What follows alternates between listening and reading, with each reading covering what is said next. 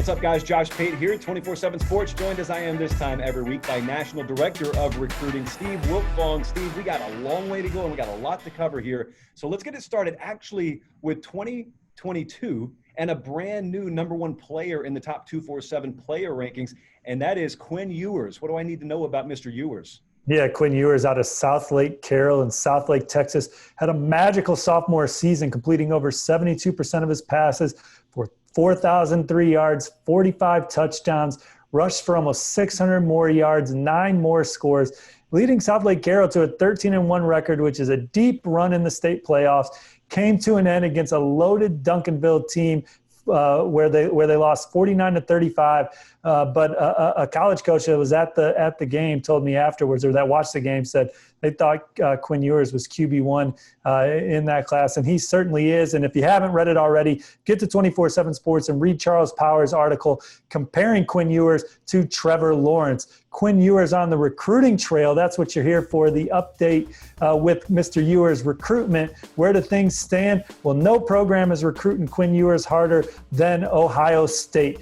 Corey Dennis, the new young quarterbacks coach there for the Buckeyes, Ryan Day are the program in the most contact with the Lone Star State gunslinger, who also added that he talks a lot with Chad Morris at Auburn, has maintained a strong relationship with Texas, says he talks to Michigan a little bit. Oklahoma's certainly in there, and there's a few more. You know, Alabama, Georgia, LSU. Those programs have offered the 6'3", now 211-pound Ewers, who's approaching 30 offers. I think the next one's going to come from Dabo Swinney and Clemson. He's talking often with Coach Elliott and Coach Streeter over there, and that's an offer that I think he'll strongly consider. There's a few schools I like early in the process for Quinn, who's going to make a business decision. He's looking for a school that's going to obviously give him the best chance to develop into being what he thinks he can be in playing in an exciting offense. So you have Ohio State. They're firmly in it. He's got a farmhouse or they have a barn or something near Columbus. So they have some property up in Ohio that also is a nice little wrinkle if you're Ryan Day and company. But he's been in Columbus. He's seen Dwayne Haskins go in the first round. He's going to see Justin Fields go in the first round. He's seen an offense that's been in the top 10 annually under Ryan Day. The Buckeyes are firmly in it. Oklahoma has some crystal ball action, including an early forecast. For me, I don't feel as good about it now as I did when I put it in, but Oklahoma's certainly up there for a lot of the same reasons that Ohio State is. Tremendous relationship with Lincoln Riley, and he's been up to Norman a couple times, and the feedback he's gotten from the players at Oklahoma about their experience has been strong. I really think Texas is kind of in a sneaky good position. He grew up a Texas fan. He's got a lot of family in the Austin area. Then he's got family just outside the Austin area. So he talked about the potential of playing at Texas and having a lot of family to come see him play.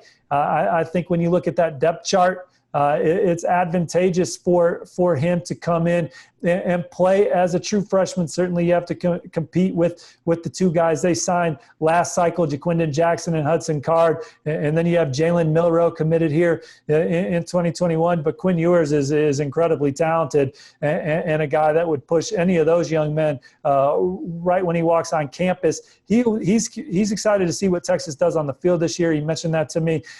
You and I have talked about it before. Texas has had those top 3 recruiting classes. I think they've had 3 top 10 recruiting classes. So this is the year that Texas kind of had circled on the Tom Herman calendar.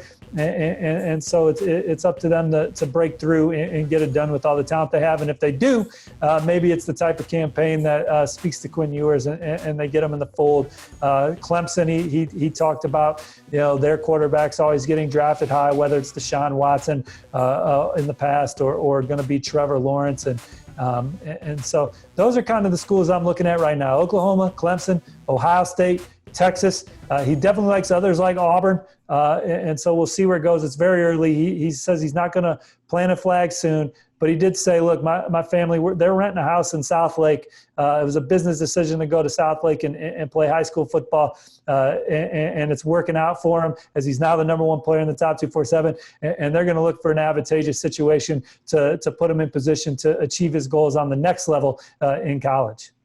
So, Steve, I'm always sitting here this time every week, and I'm asking you, it's obvious to tell who's hot right now. We want to know maybe who's about to go on a run. And so I look off in the distance, and I think I may see some smoke surrounding Arizona State. So is that founded, or am I way off base there?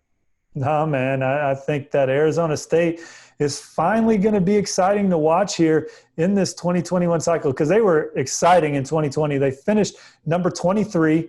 They landed 8 4-stars in that 2020 class and pushed their way into the top 25 and really silenced a lot of critics that had some question marks about how a Herm Edwards staff would recruit with the lack of experience that Coach Edwards has had on the college level before he arrived there. But he hired a lot of go-getters on the trail, led by Antonio Pierce, and they've gone out and they went out last cycle and got a lot of terrific players to bolster a team that's on the rise. And sitting at number 73 right now with just 8 commits. A run was expected based on what they did last year, and I think it's going to come now. And you start with Tommy Hill. He's a 4-star defensive back out of Sunshine State, helped lead Orlando Edgewater to the state title game as a junior. As a two-way player, had almost 900 yards receiving and 9 touchdowns. Picked off 4 passes. He's the guy that I think you're going to see really rise in our top 247 player rankings. As I mentioned, Charles Power earlier in the Quinn Ewers segment, he loves Tommy Hill, and I think a lot of our analysts do. And he's a stock up guy after we got a chance to see him work out recently in the Sunshine State. So Tommy Hill, he's a guy that I think is going to be one of the next in the fold for Arizona State as they beat out Oklahoma and Nebraska, among others, for Tommy if it goes that way. Junior Alexander is a top 247 receiver from Washington that's going to commit this week, announce his decision. Arizona State's trending on the crystal ball, including my forecast. 6'3", 190 pounds, Josh, 67 catches as a junior, turned that into 1,328 yards and 24 touchdowns. So there's a couple 4-stars right there to get Arizona State rolling in that department. They already have Jaden Williams, who we have in our top 247 at 24/7 Sports committed as a 4-star. So this 4-star train is something that we expect to get rolling. Some other high-profile prospects that Coach Edwards and company are in on. Tysheem Johnson out of Philadelphia. He's a 4-star athlete. They're battling Ole Miss for him. Arizona State loves him at running back.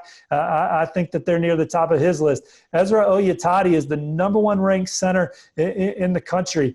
And who better to potentially get coached by than Kevin Mawe? Did I say his name right? He's an NFL Hall of Famer. I should know how to say his name, but he's doing a really good job of connecting with Arizona State's top offensive line recruits for obvious reasons. And I think Ezra Oyatati is really feeling ASU alongside Vanderbilt in Virginia. Just some other items to keep an eye on. They're going to add an athlete recruit on Friday in Martin Lucas out of the state of Virginia. I have Marcus Embaugh, an offensive lineman from Wisconsin, forecasted to Arizona State.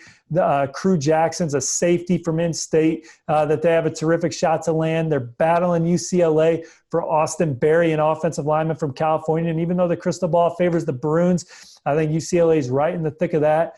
Audric Estime and Gino Vandermark are a running back offensive line combination teammates from the state of New Jersey. That ASU is near the top of the lead for both of those young men as well. And Arizona State, they flipped Johnny Wilson late in the cycle last year from Oregon, a potential 4-star that maybe they could flip this year, a guy that's at least showing them some attention. I'm not saying he's going to flip just yet, but Devin Kirkwood's a 4-star defensive back committed to UCLA.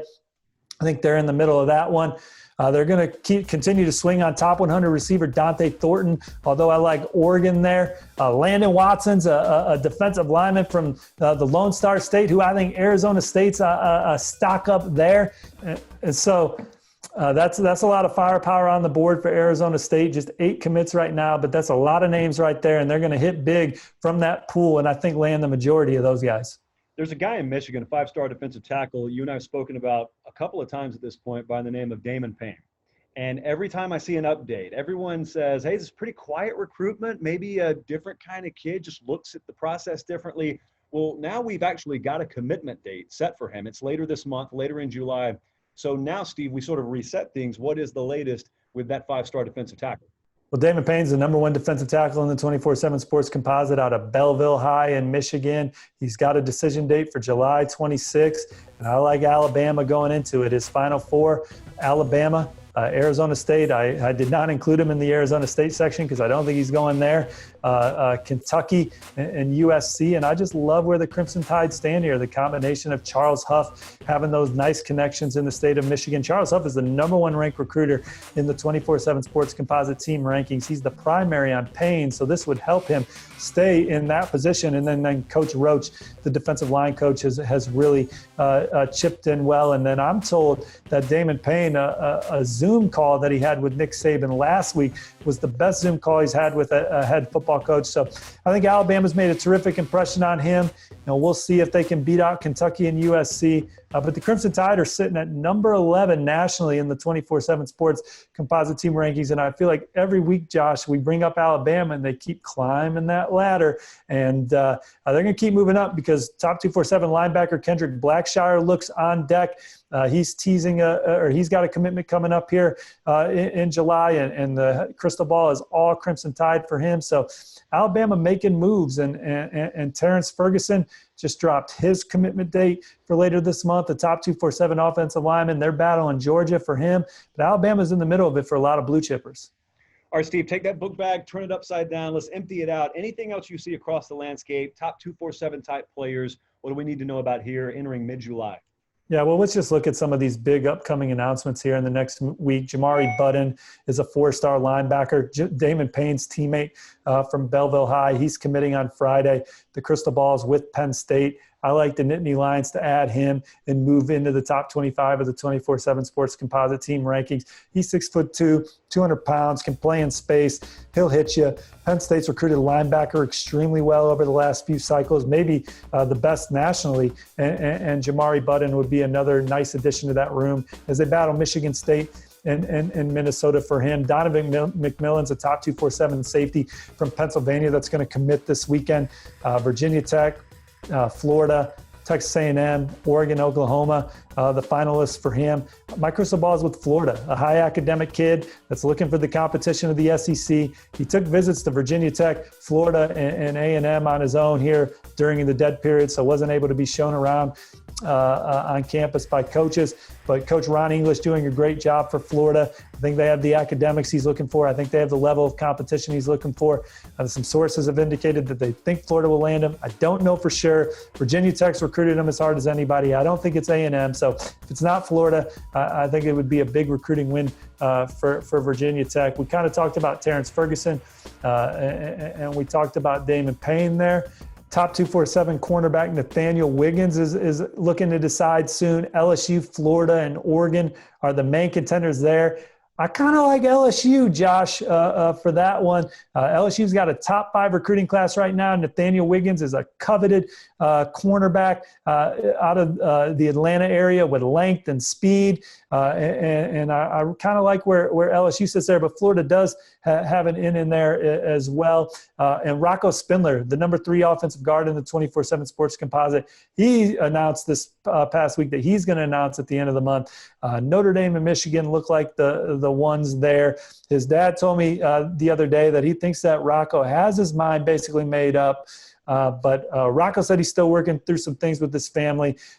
Depending on who you talk to, they'll tell you Michigan or Notre Dame. So that's one that I'm excited about to really see where that lies. I have not put in a crystal ball forecast yet for Rocco Spindler.